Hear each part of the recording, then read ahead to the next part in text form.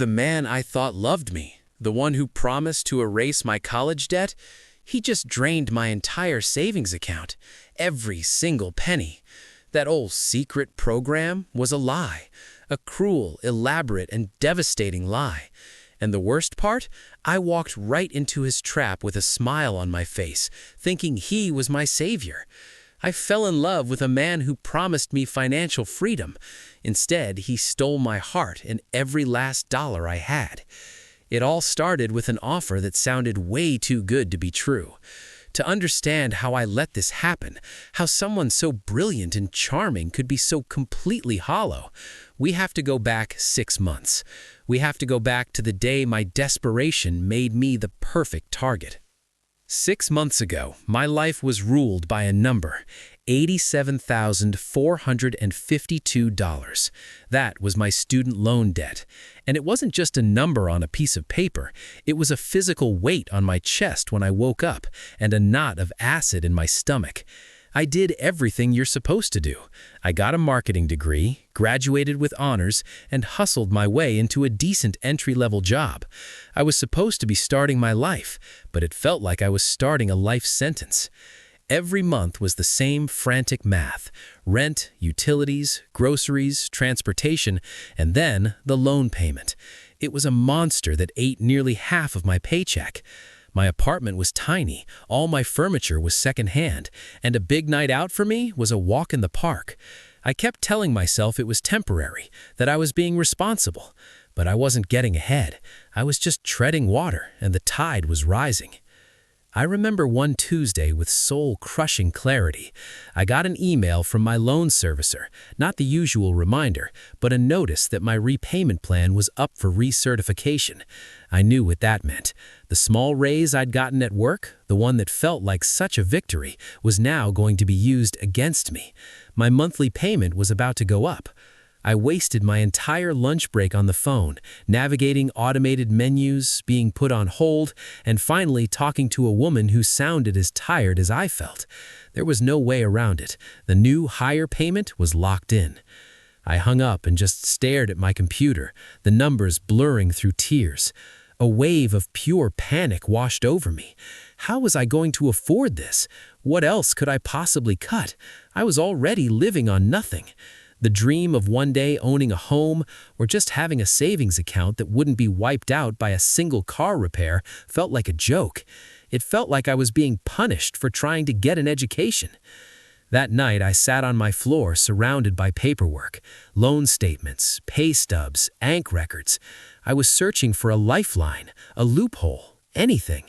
I researched forgiveness programs for the 100th time, but the official channels offered no hope. My loans were a tangled mess of federal and private. I didn't work in public service, and every government website seemed to say the same thing: just keep paying for the next 25 years. Desperation is a powerful thing. It clouds your judgment and makes you deaf to the quiet voice of reason. I was so consumed by the feeling of being trapped that I would have listened to anyone who offered a key to the cage. I just never imagined the person holding the key would be building a much smaller, much more dangerous one just for me. The next week, I had to go to the bank to deposit a small freelance check, a rare bonus I knew would be immediately swallowed by my new loan payment. As I was finishing, a man in a perfectly tailored suit approached me. He had a warm smile and kind eyes. His name tag read, Arthur Vance, branch manager. "Everything sorted out for you today?" he asked, his voice smooth and reassuring. I managed a weak smile. "As sorted as it can be, just feeding the beast." The words just slipped out. He tilted his head, his smile shifting into something more curious. "The beast?" I admitted, feeling my face flush. "My student loans, they're a particularly hungry one." He let out a low, pleasant chuckle. "Ah, yes, a national crisis, truly." He motioned towards a private office in the corner. "Do you have a moment? I was just looking over some account profiles this morning, and yours caught my eye. Perhaps I can help." My first thought was, here comes the sales pitch for a high-interest credit card. I almost said no, but he didn't seem like a salesman. He seemed genuinely concerned. And well, I was desperate. "Okay," I said, following him into the glass-walled office. He closed the door. "Ilara, right?" he said, glancing at his screen. "You've been a loyal customer for years. We value that." Then he leaned forward, lowering his voice like he was letting me in on a huge secret. "Look, what I'm about to mention isn't something we advertise. It's discreet. It's a pilot program we're running with a consortium of private lenders to identify high-potential individuals being unfairly burdened by educational debt." My heart started pounding. "It's a unique pathway to forgiveness," he continued. "A pathway to forgiveness?" I repeated the words in a whisper. "Exactly," he said, locking his eyes on mine. "It's not for everyone. The selection process is rigorous, but based on your profile, your degree, your consistent payment history, your clean credit, you are exactly the kind of candidate they're looking for. Someone who just needs the weight lifted to truly take off." He wasn't just talking about debt, he was talking about my potential. It felt like he didn't just see a client, he saw me. How does it work?" I asked. "It's complex," he said, waving a hand as if to brush away the boring details. "But the gist is this: we'd consolidate your loans into a temporary holding account here. Our partners then purchase the debt, and through a series of structured write-offs, the principal is effectively canceled. We've seen it reduce debt by up to 90%.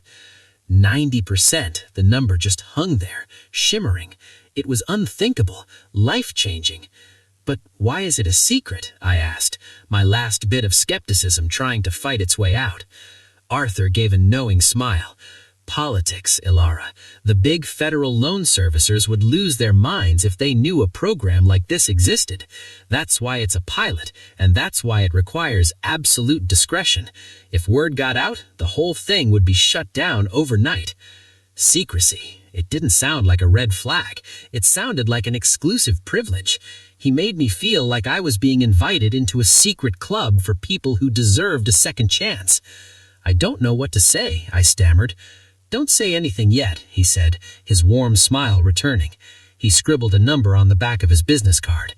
"This is my personal cell. Think about it. Do your research on me, but you won't find anything about the program online, for the reasons we discussed. When you're ready to take the next step towards financial freedom, call me." I walked out of that bank in a daze. The world, which had been so gray an hour ago, was suddenly bursting with color. The weight on my chest was gone, replaced by a thrilling hope. Arthur Vance wasn't just a bank manager, he was a miracle worker, and I was clutching his personal number like it was a winning lottery ticket. That night, I couldn't sleep. I did what he said. I researched him. His LinkedIn profile was immaculate. Top of his business class, glowing recommendations, pictures from charity events. He was more than legitimate. He was a pillar of the community. And of course, there was nothing about a secret program. The lack of evidence became its own proof, confirming how exclusive it all was. 2 days later, my heart pounding, I texted him. "Hi, Arthur. It's Ilara. I'd like to learn more." His reply was almost instant. "Hoping to hear from you. Free for dinner tomorrow? It's better to discuss these things outside the office." Dinner felt personal, but I reasoned it made sense for discretion. He was even more charming outside the bank, asking about my dreams, my passions, all the things buried under my debt. He listened with an intensity that made me feel like the most fascinating person in the world. It was only after dinner that he brought up the program.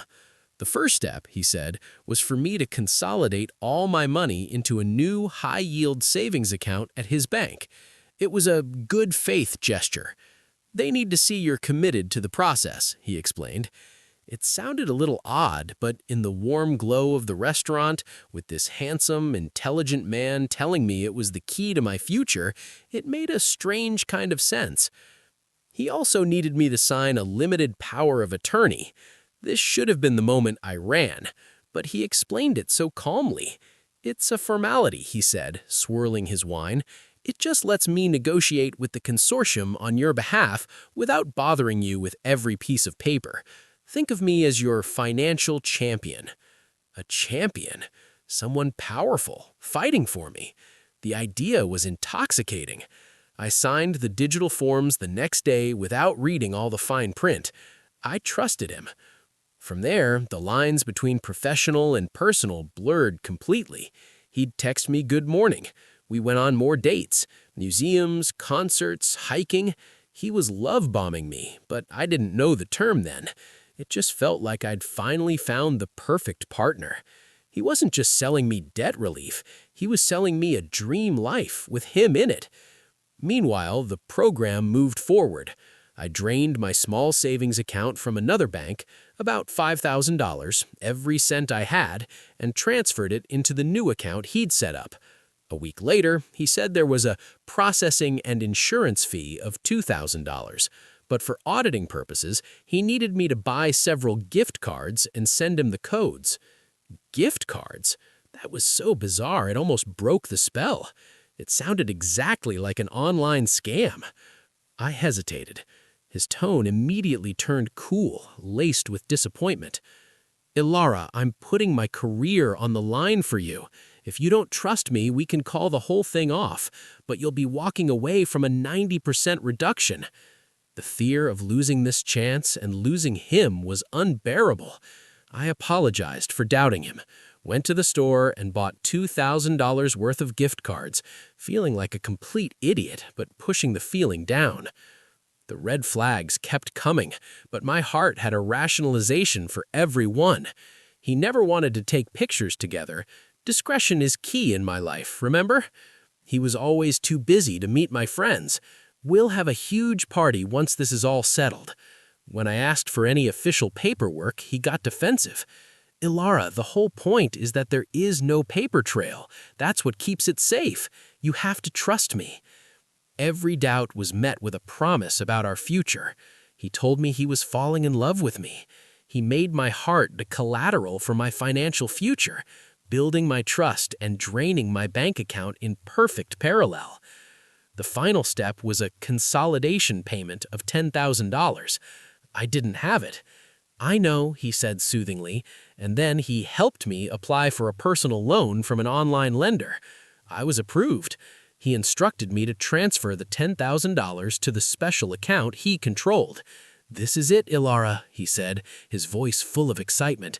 "This is the final hurdle. In a few weeks, you will be free." So I did it.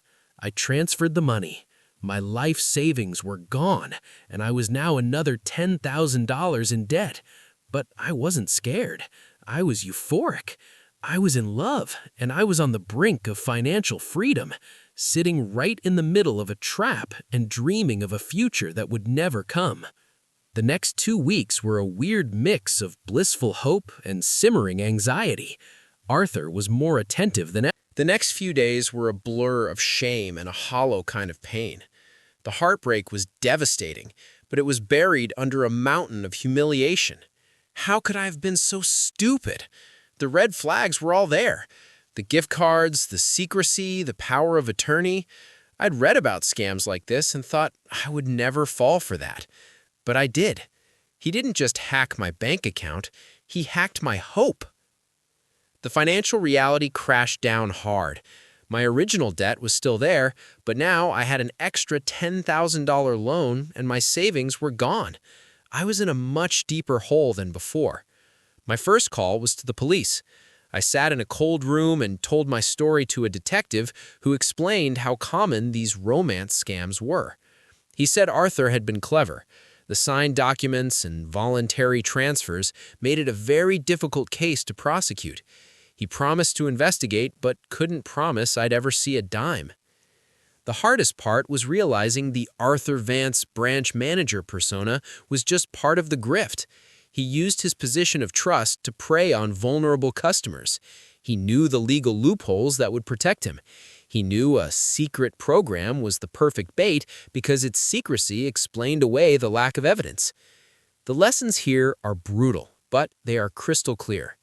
First, real financial help doesn't come from a charming stranger offering a secret deal.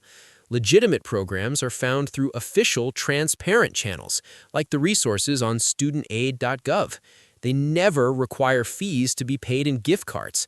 There are no magic wands. Second, emotional vulnerability is a gateway for predators. They use love bombing, that whirlwind of affection and promises of a future together, to overwhelm your critical thinking. He made me feel seen so I wouldn't see what he was actually doing. And finally, if something feels wrong, it is wrong. That sick feeling in your stomach when you're buying gift cards for a processing fee, that's your brain screaming at you. Listen to it. Ask questions. Demand proof. A person who genuinely cares about you will welcome your questions. A scammer will make you feel guilty for having them. My biggest mistake was apologizing for my suspicion when it was the only thing trying to save me. I know I'm not the only one who has been targeted this way.